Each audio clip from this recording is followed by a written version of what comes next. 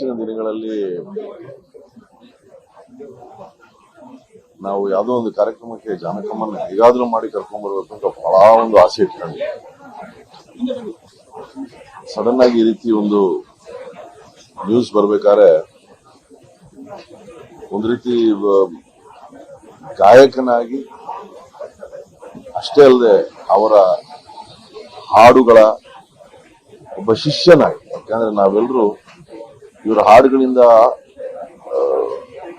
ಕಲಿತದ್ದು. ನಮ್ಗೊಂದು ಕಡೆ ಮನೋರಂಜನೆ ಆದ್ರೆ ಇನ್ನೊಂದು ಕಡೆ ಕಲಿಕೆ. ಅವ್ರ ಹಾಡುಗಳನ್ನ ಕೇಳ್ತಾ ಇದ್ರೆ ಕಲಿತೀವಿ.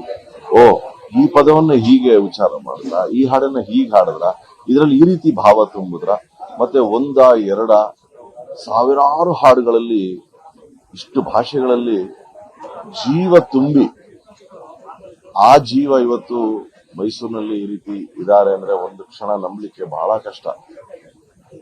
ಆದ್ರೆ ಇವತ್ತಿನ ದಿನ ಇದೇ ಸತ್ಯ. ಇದನ್ನ ಬಹಳ ಒಪ್ಕೊಳ್ಳೋದೇ ಬಹಳ ಕಷ್ಟ.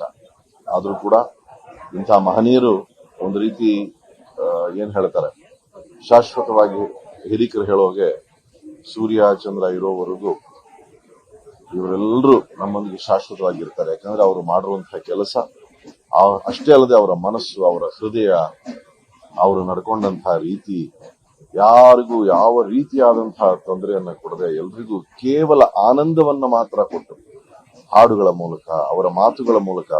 ಮತ್ತೆ ನಾನು ಅನೇಕ ವಿಡಿಯೋಸ್ ಅಲ್ಲಿ ನೋಡಿದ್ದೀನಿ, ಕೆಲವರು ಹೊಸಬ್ರನ್ನ ಅವರು ಅಷ್ಟು ಪ್ರೀತಿಯಿಂದ ಅವ್ರಿಗೆ ಒಂದು ಏನ್ ಹೇಳ್ತಾರೆ ಎನ್ಕರೇಜ್ಮೆಂಟ್ ಕೊಡೋದಾಗ್ಲಿ ಅಥವಾ ಒಂದು ಮಾರ್ಗದರ್ಶನವನ್ನು ನೀಡೋದಾಗ್ಲಿ, ಎಲ್ಲಕ್ಕೂ ಅವರು ಯಾವಾಗ್ಲೂ ಸಿದ್ಧರಾಗಿದ್ರು. ನಾನು ಇಂಥ ದೊಡ್ಡ ಗಾಯಕಿ ಅನ್ನೋ ಒಂದು ಒಂದು ಒಂದು ಕಿಂಚಿತ್ ಕೂಡ ಅವ್ರಿಗೆ ಆ ಒಂದು ಅವ್ರಿಗೆ ಗೊತ್ತೇ ಇರ್ಲಿಲ್ವೇನೋ ಅವ್ರು ಎಂಥ ಬೆಟ್ಟದ ಎತ್ತರದ ಗಾಯಕಿ. ನಾನು ಇವತ್ತು ಒಬ್ಬ ಗಾಯಕನಾಗಿ, ನಾನು ಹೇಳ್ದಂಗೆ ಸಂಗೀತ ರಸಿಕನಾಗಿ ಇಡೀ ಆ ಒಂದು ಲೋಕಕ್ಕೆ ಒಂದು ತುಂಬಲಾರದ ನಷ್ಟ. ಅವರ ಆತ್ಮಕ್ಕೆ ಭಗವಂತ ಶಾಂತಿಯನ್ನು ನೀಡಿ, ಅವರ ಪರಿವಾರವನ್ನು ಭೇಟಿಯಾದ್ವಿ. ಅವರೆಲ್ಲರಿಗೂ ಭಗವಂತ ಶಕ್ತಿ ಕೊಡ್ಲಿ. ಮತ್ತೆ ಅಷ್ಟೇ ಅಲ್ಲದೆ ವಿಶೇಷವಾಗಿ ಕನ್ನಡದಲ್ಲಿ ಹೇಳಬೇಕು ಅಂದ್ರೆ ಸಾವಿರಾರು ಹಾಡುಗಳನ್ನ ಕೊಟ್ಟಿದ್ದಾರೆ. ಹಾಗಾಗಿ ಅವರೆಲ್ಲ ಇವತ್ತು ಇಲ್ಲಿ ನೋಡಿದ್ರೆ, ಆ ಲೈನ್ ನೋಡ್ತಾ ಇದ್ರೆ ನನಗೆ ಎಷ್ಟು ಹೃದಯಗಳನ್ನ ಗೆದ್ದಿದ್ದಾರೆ ಅಂತ ಗೊತ್ತಾಗುತ್ತೆ. ಆ ಎಲ್ಲ ಹೃದಯಗಳಿಗೆ ಭಗವಂತ ಶಕ್ತಿಯನ್ನ ಕೊಡ್ಲಿ ಅಂತ ಪ್ರಾರ್ಥಿಸ್ತೇನೆ.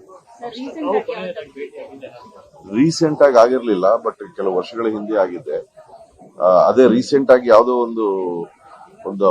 ಒಂದು ಕಾರ್ಯಕ್ರಮಕ್ಕೋಸ್ಕರ ಅವ್ರನ್ನ ಭೇಟಿ ಆಗ್ಬೇಕು ಅಂತೆಲ್ಲ ಮಾತಾಡ್ತಾ ಇದ್ವಿ. ಬಟ್ ಅದು ಇನ್ನು ಕನಸಾಗಿ ಉಳ್ಕೊಡುತ್ತೆ.